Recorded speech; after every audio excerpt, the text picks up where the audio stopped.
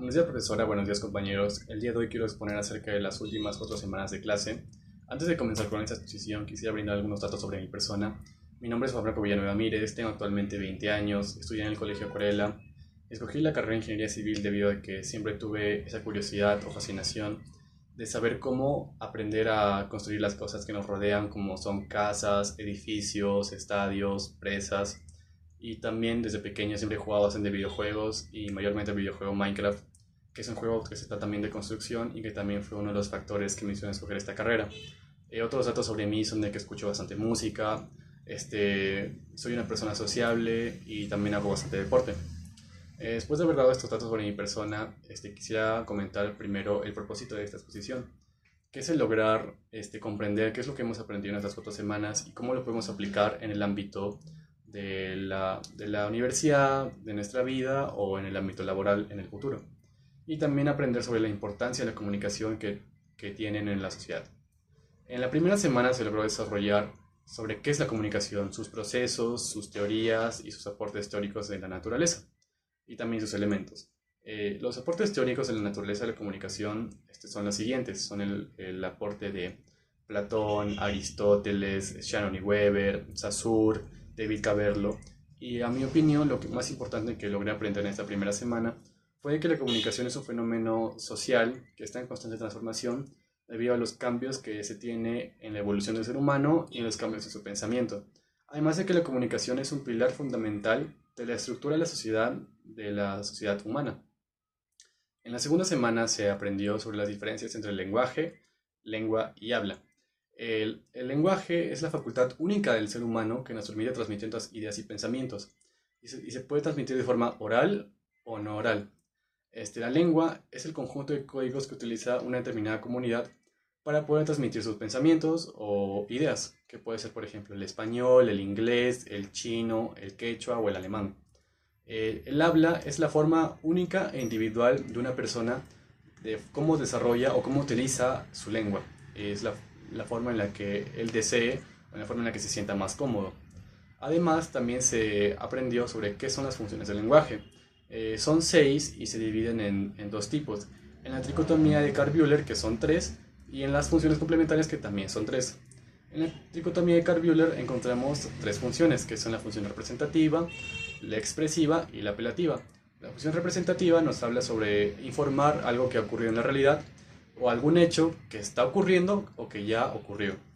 La función expresiva nos permite abrirnos al mundo interno de cada persona, poder entender sus pensamientos, sus emociones, sus sentimientos y su estado de ánimo, y la forma en la que lo podemos expresar.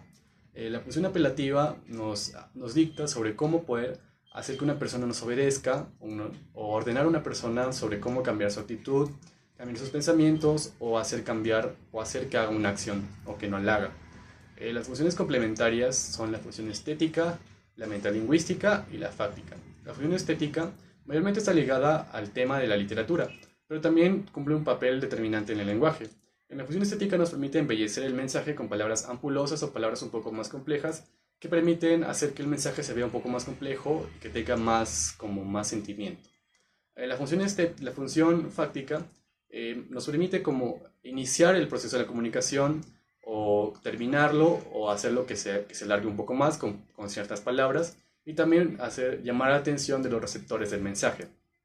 La función metalingüística nos permite comprender algunos factores o algunas teorías de la comunicación que son un poco difíciles de comprender o comprender para las personas y nos permite entenderlo un poco mejor algunas funciones del lenguaje. Y en la tercera semana se logró aprender sobre las variedades, niveles y registros lingüísticos. Las variedades lingüísticas mayormente están condicionadas por el factor de vida o las condiciones de vida que se tienen en una comunidad, y son 4. Está la variación diatópica, que mayormente se trata sobre el ámbito geográfico, el lugar geográfico donde se desarrolla una comunidad. La variación diastrática, que mayormente está ligada a la clase social de la comunidad. Está la variación diacrónica, que mayormente se trata sobre la evolución del lenguaje en el tiempo y el cambio de palabras de una época a otra. Y la variación individual, que es la forma única en la que una persona utiliza su lengua. Los niveles están mayormente ligados al contexto socioeconómico y se pueden dividir en 4 formas. En la lengua culta formal, la lengua culta familiar, la lengua popular y la lengua vulgar. Y como última están los registros, y los registros están mayormente ligados al contexto donde ocurre el proceso comunicativo, y lo utilizamos de forma más continua las personas, pero sin darnos cuenta. Por ejemplo, hay tres tipos de registros. Está el registro formal, el registro coloquial y el registro vulgar. Y en la última semana se logró desarrollar sobre los discursos, sobre el discurso argumentativo y expositivo y sus diferencias. El discurso expositivo nos habla de una forma objetiva acerca de un tema, sin brindar una opinión personal.